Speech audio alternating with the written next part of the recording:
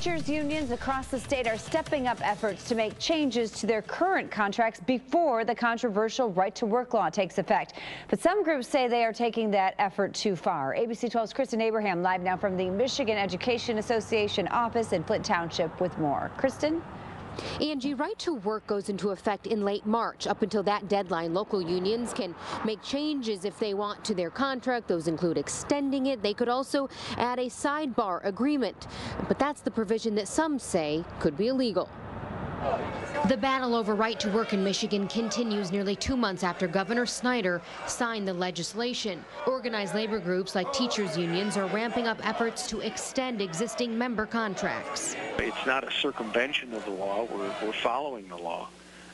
But we are at the same time trying to protect ourselves. The Mackinac Center for Public Policy in Midland disagrees. Teachers unions are attempting to get around the impact of the right to work law by putting in what are known as union security agreements, meaning that dues have to be paid before the effective date of the law. So they're putting those out instead of the typical 3 years of a collective bargaining agreement. They're looking at doing them for 9 or 10 years. Those provisions are called agency shop protections, would lock non-union members into paying their dues long after the right to work law is in effect.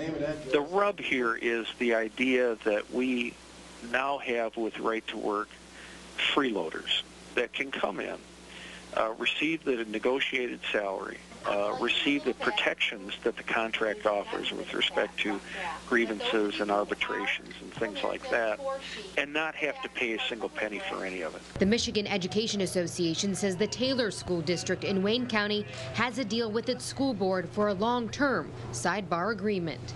These are actual ratifications that have to take place on the part of the membership and the board of and the school board. It's an extraordinary move, but obviously the unions feel very strongly that they don't like the right to work laws.